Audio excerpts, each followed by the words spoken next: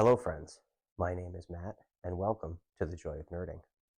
Today we're going to get some metallic on our Dragon Crest model spaceship.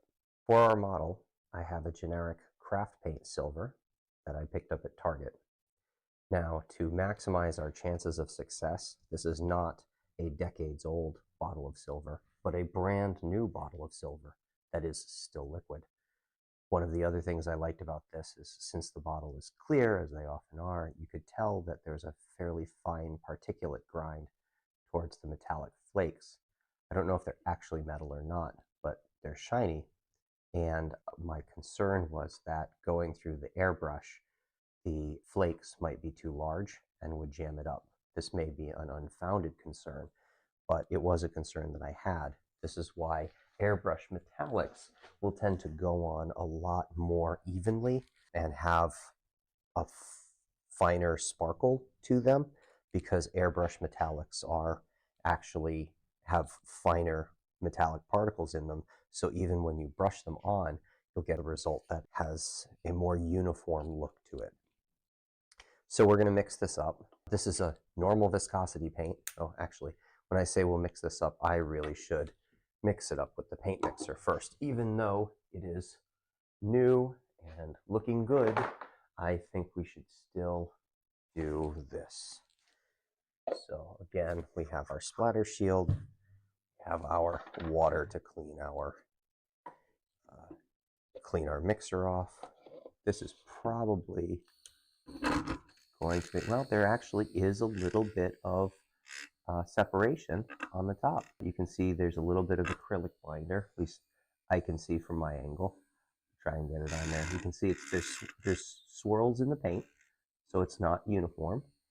And I'm going to go so far as to preemptively put in some of this airbrush medium, because this is a very, very thick paint.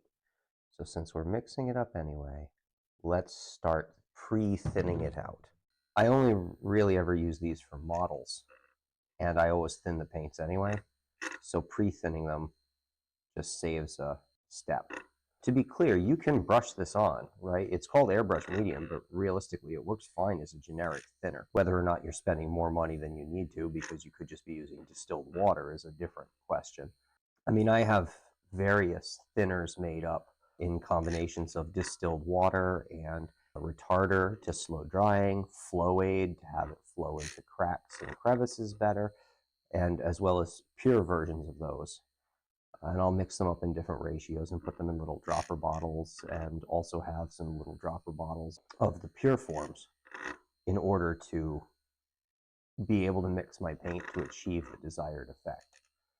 For example, flow aid is really nice to add to washes. So you can do something like distilled water and some type of medium. Airbrush medium works fine, and a flow aid to give it just a little bit more flow even. Again, using the side of the bottle and the splatter shield to not speckle my shirt. You can hear the pitch of the mixer change, but not much, which means it's pretty uniform. All right, so let's get this out. Drip off for a little bit. It's still quite thick, but I don't have any more room in the paint bottle to thin it out even more. So that is how we are going to do. Now this is so thick, we're not going to want to do a 50-50 mix. We're going to want to do 2 parts thinner, maybe to 1 part paint. We'll see. Still, again, it's not super uniform. It's a little streaky. Metallics tend to do that. They tend to be streaky. It doesn't seem to ever affect how they work, but it does bother my sensibilities somewhat. Oh, looks like I need more airbrush medium. I think I have a can in the basement. So yeah, this was about 2 to 1. Let's give it a spin. This viscosity is about what we want. Mixing up nicely. There's thick stuff on the outside that we want to get. My guess is we're not going to have much in the way of chunkies here because it is, as I said, new paint. But I'm still going to run it through the filter just in case.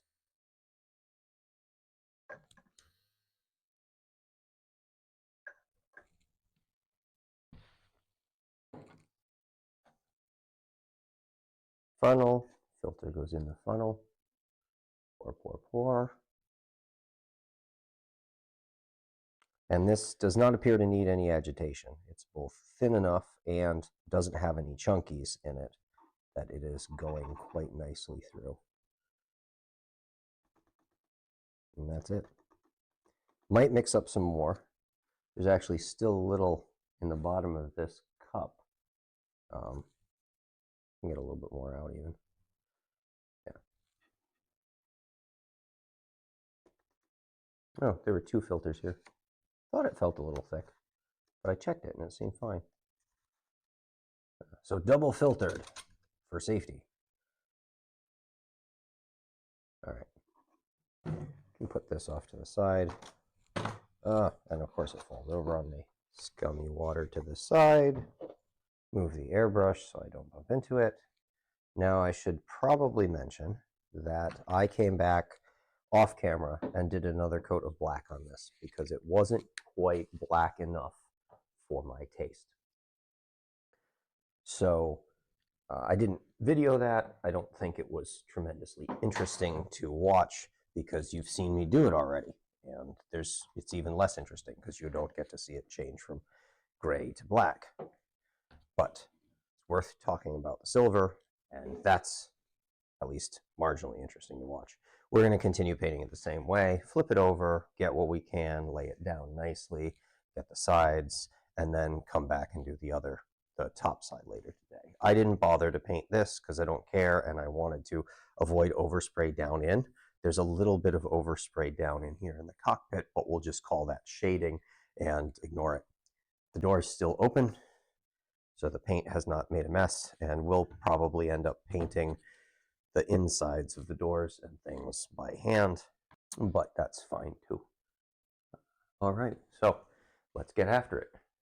Again, as always, start with just a little bit of airbrush flush, just to make sure everything is tight and we have no leaks. Make sure our pressure's set right, give it a little tweak if we need to. Yes, that's coming out good. And there was much rejoicing. Then we add our paint.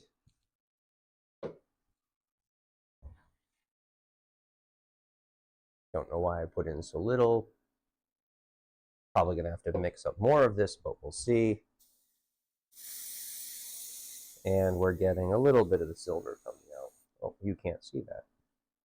Getting a little bit of the silver coming out. All right, so let's see how this goes. Sparkly.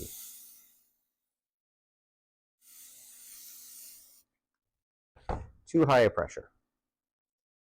Too high of a pressure. Too low of a pressure. That's the problem with holding the model when you're adjusting the little dial. Oh, you can't see it.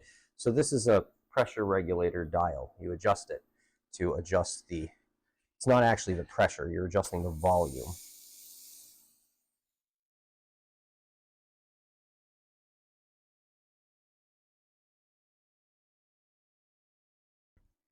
I want to get the landing gear first, so I should be doing this. This is going to take a couple of coats.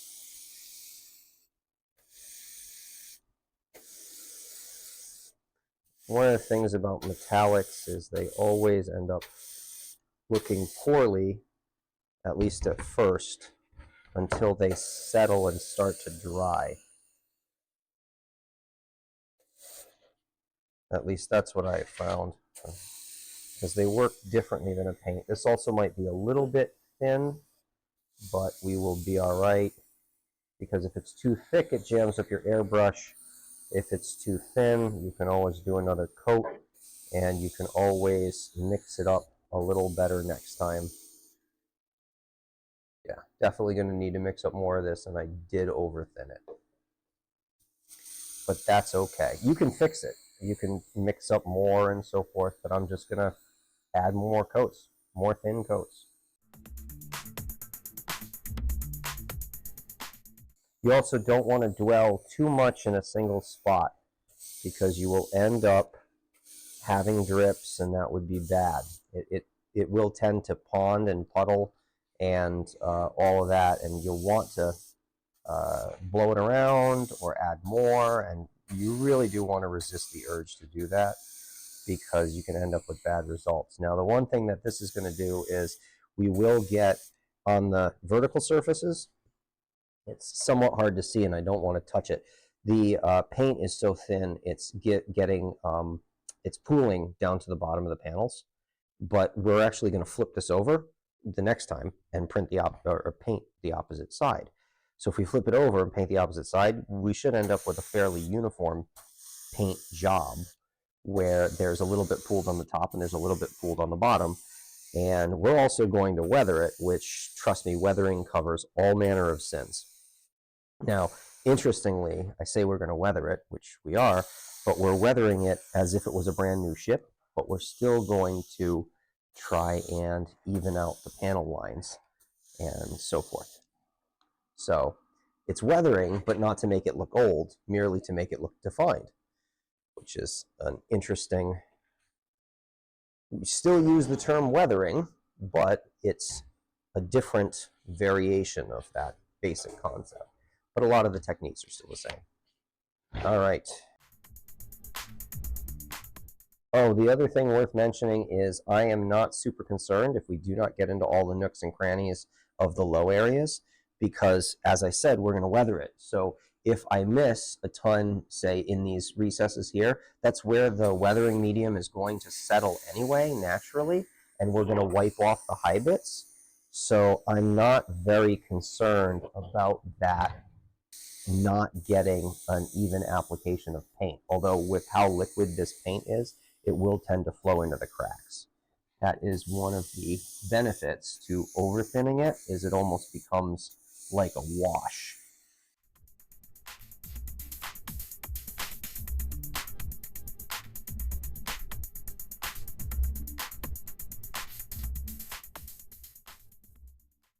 All right, and that's that one. Now I need to get the other pieces out because I've overlaid my cardboard slightly, which was a mistake. There we go. Got them.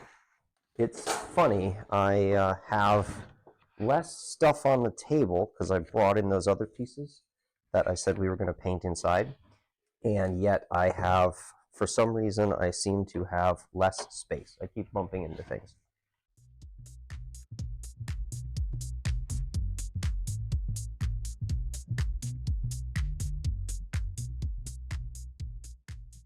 And after all of this, I just noticed that there is a teeny little bit of filament right there.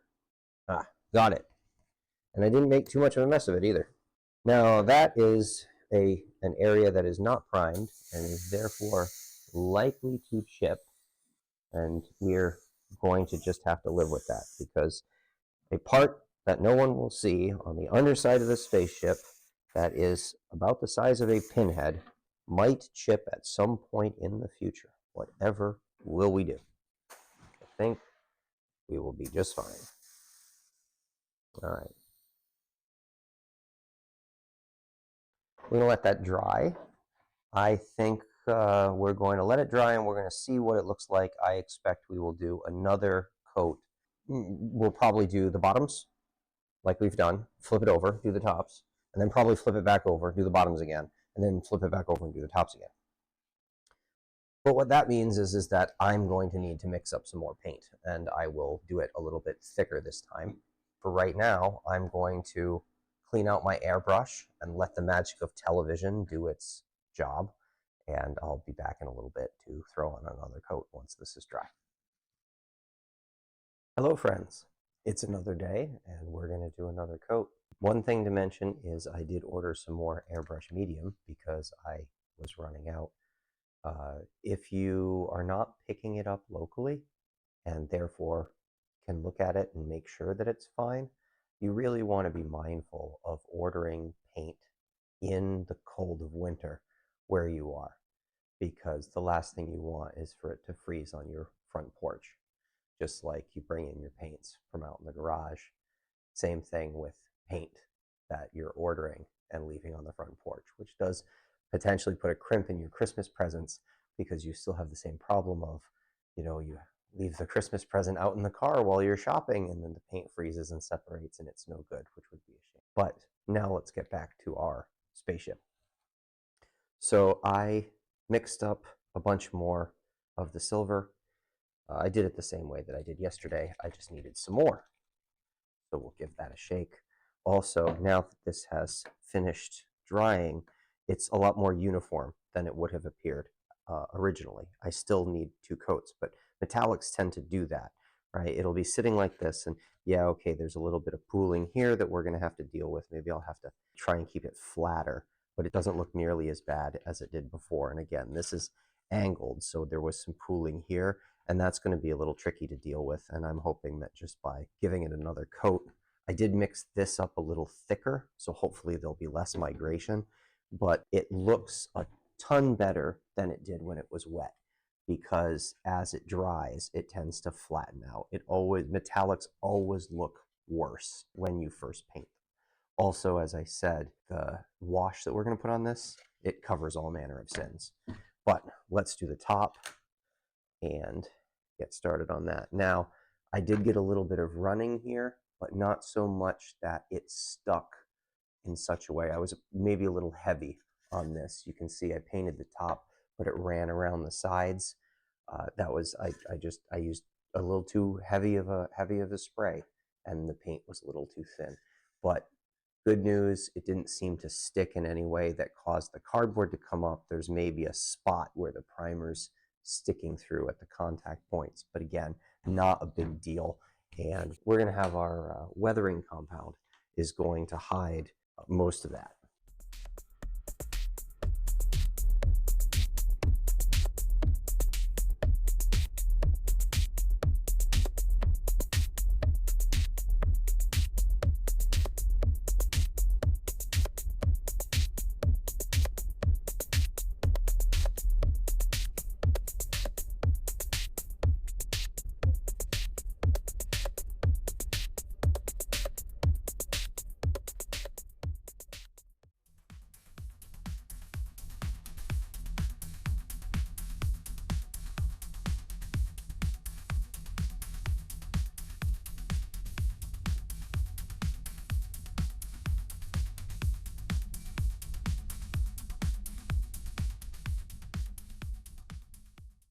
So one thing worth mentioning is I was getting some sprays, some little splatters. That happens if you get a little bit of buildup in the regulator, and that can happen. Simplest way is to keep a cotton bud, and you just do this. You can also turn up the pressure and blast it out. So just a little tip there. And then you spray over it again. But you want to catch that, because otherwise you'll get spots like this. We're not going to be able to see that once it's dry, I don't think.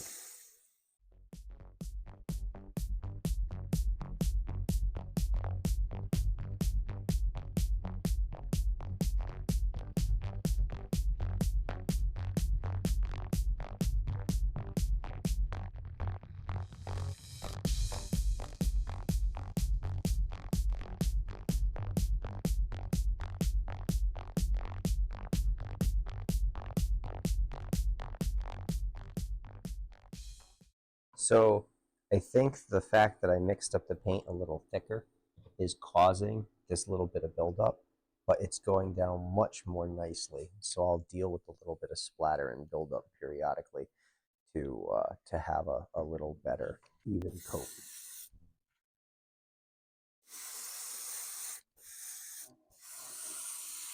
And yeah, I think we're going to let that dry and then see where we're at afterwards.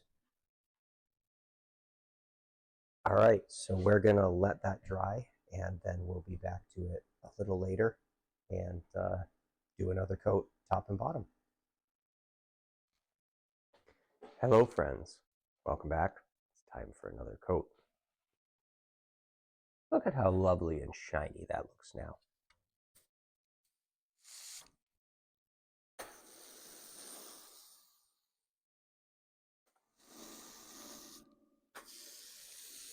You need to make sure to get the landing gear, which requires holding it at a funny angle. Perhaps I shouldn't have glued it on.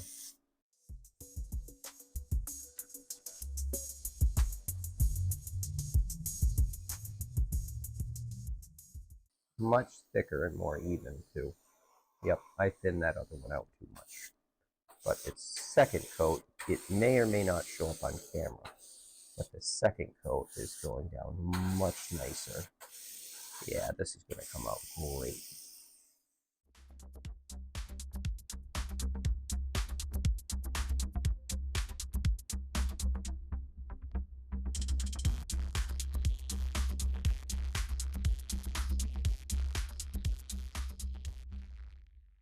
Just touching these to make sure they're dry, because I didn't let them dry overnight, which might be a mistake, but I'm kind of in a rush. I need to get this finished up because it's getting cold out here and it's taking forever for things to dry.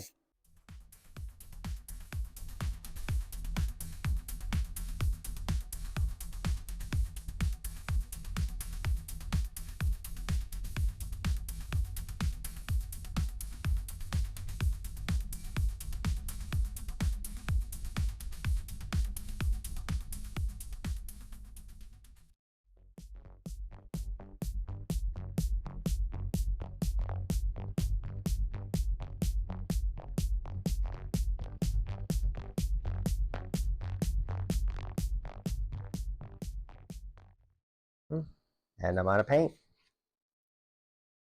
All right, we'll be back in a bit for the final coat of silver. Hello again, friends. Time for the last round of silver. Looking at this, this has come out nice and bright and shiny. So 2 coats was the right choice here. And I just want to get this upper part again. Again, I'm not worried about this. There's a little bit of overspray on it. I'll probably come back and hand paint it in something. And again, there's a little overspray here, but that's not going to be a big deal. You got some little speckles on there. This deck plating, I'm probably going to end up doing it in a metallic grid type deck plating. So that's not going to be an issue at all. Same paint, same setup. Should be a pretty quick final coat. Airbrush still working great. Good times.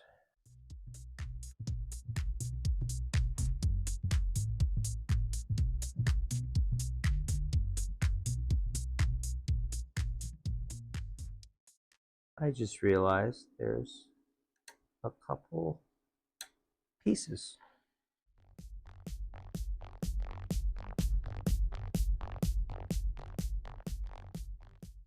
Yeah, there we go. Although I bent my tweezers doing it. Yeah, but I popped that out. Is this a support? That is, that's a support.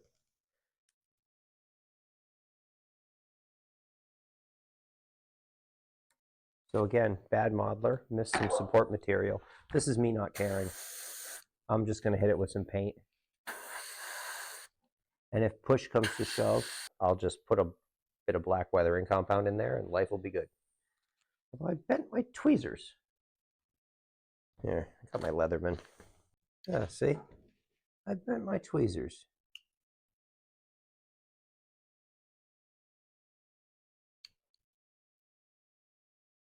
Yeah, there we go. That's a little better. Oh, got a little bent that way too. Yeah, there we go. That's better.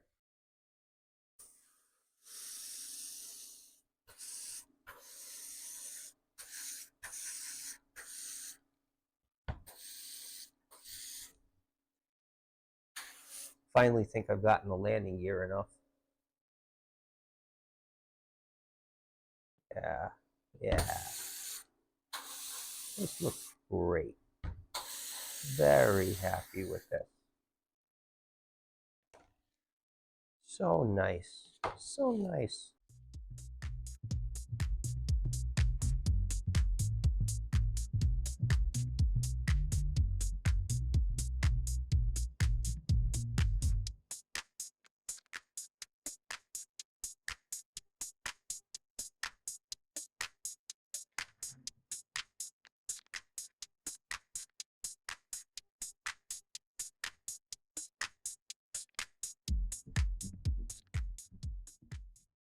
There's a very little bit left in there.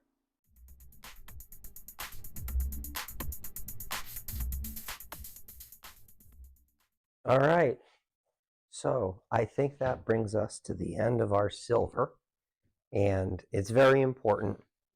We're going to let this fully dry overnight. I painted the first coat yesterday, and then I did the top coat, and then the second bottom coat, and then the third coat all in one day, letting it dry an hour or so in between, which is fine as long as the paint is dry and it doesn't stick. You can accelerate this by using a blower or a hair dryer or something like that. I didn't because I had a bunch of other chores to do around the house. But that said, when going to apply a varnish, I always like to let it sit overnight, because the last thing you want is for some mostly cured paint, but still not fully cured, to get a barrier on top of it, which means it'll never actually finish curing and it's more likely to peel off. The other thing that probably is worth mentioning is I was always very cautious, perhaps overly cautious, of varnishing when I got models to certain stages, because varnish goes on at the end and you can't paint on it. That's not completely true. There's a few options when it comes to varnishing. One is what I'm going to do here, which is I'm going to put on a coat of gloss varnish. Now, when I am finished with this, I'm going to put on 2 coats of gloss varnish, because I always put on 2 coats. If it's something that I don't want to be shiny, I'll put on a coat of gloss because that's thick, and then I'll put on a coat of matte, which tends to be thinner and apparently has some particulates in it that make it not shiny. So if you think of it, there'll be a layer like this, and then there'll be some layer like this that makes it not shiny. So you use some matte varnish to kill the gloss of the gloss, but you have that hard gloss coat. For something like this, which I want it to be shiny because it's shiny metal, I also did this on my Aliens from the Aliens board game, is I put on 2 coats of gloss varnish so that they had that shiny, wet look to them. That is fine, but that's not what I'm going to do here. I'm just going to do the 1 coat because I'm trying to protect the paint underneath it, especially since we're going to be adding the weathering and then kind of rubbing it a little bit. I don't want to take off the paint, and as I mentioned before, I don't want the metallic flakes to flow with the black paint of the weathering medium or weathering wash. There's another way, which I've used before, and we could do here, but I think I want something a little thicker, and that is future floor polish. As stupid as that sounds, because you say, well, it's a floor polish, it's hard to find now, and I think it's under a different trade name, so you'd have to find it in your region. But there was a floor polish called Future Floor Polish. I think it came out about 25 years ago, and I think they discontinued it about 5 years ago, or they renamed it. I'm not sure of that. I have a bottle of it downstairs, and it was very common to run that through an airbrush and blast a coat of it on there, and it was essentially a very light varnish that would seal your model. And I've heard of people using that to seal airplane canopies so that then when you go super glue it, the fumes from the super glue don't react with the plastic and cause a smoked canopy effect, which would be bad. I've used it on shoulder pads for Marines from space, where you want that and then you put a water slide transfer on the shoulder pad. So this gives you a nice smooth surface to do that. With that polish not really being available anymore, I don't want to use it here. I want to use products that are still available so you can replicate the work. So if I were to do that again, I'd do a seal the miniature, and then I'd actually probably, if the model was finished as far as decals go, I'd seal the whole thing and then just water slide transfer over, and then probably varnish over that again just to seal the decal down. There's also some various products that can do that. There's micro sol and micro set, and the idea is that you make that smooth, and then you take your water slide transfer and you slide that on as normal, and then you brush on the micro sol solvent, which kind of softens the water slide transfer so that it conforms to the radius better. I've had really good luck putting those on panels so that they conform to the panel lines. A smooth curve is easier than something with a sharp panel. And then there's a micro set when you're done, so that even before you go back and varnish it again, you brush on some of the micro set, let it dry, and then hit it with a coat of varnish. Because I've never had this problem, but apparently when you go varnish something, sometimes the varnish can react with it and cause it to curl, whereas if you micro-sol it and then micro-set it, you can seal it better. And those products come out of the model railroad industry, which is another thing to look at. And we're going to be doing some terrain in the future where I use some of those techniques. I've seen ones where you take a piece of paper and you print posters, flyers, whatever on there, and then you flip it over. You cut out your little poster and then you sand it. So you remove the back layer of paper, and so it's very, very thin. And then you put it on whatever you want to apply that to, and then use Mod Podge, and it laminates it to whatever that is. And that will give you a painted effect, as opposed to if you were to leave the backing on it and then just glue it on there, it would give you, looks like a posted playbill or flyer or poster or something like that. So it really depends on what you're trying to do. Do you want this to look like it was painted on? Do you want it to look like a playbill? So we're going to go down that road on this journey together, friends. I will share all of the techniques that I found, and we're going to do some experiments together. So thank you for watching. Hello, friends, and welcome to the portion of the show where I recommend something to watch or listen to while painting. Continuing on the theme of recommendations made in the previous 2 episodes, my recommendation for this episode is the audiobook Masters of Doom by David Kushner. The audiobook is read by Will Wheaton, and provided you can get past your reflexive, "Shut up, Wesley," he does a good job. This book covers the 2 Johns, that is Carmack and Ramiro, and the founding and rise of id Software and Ramiro's eventual departure from the company. This account stands in contrast to the autobiography that I recommended in episode 1, in that it's written by someone outside of id Software and therefore gives you a different perspective on events. I bought the audiobook as part of a humble bundle, but I assume it's available other places, and as you can see, it's available on Audible. With that done, it is time for me to say goodbye, friends, and until next time, stay nerdy.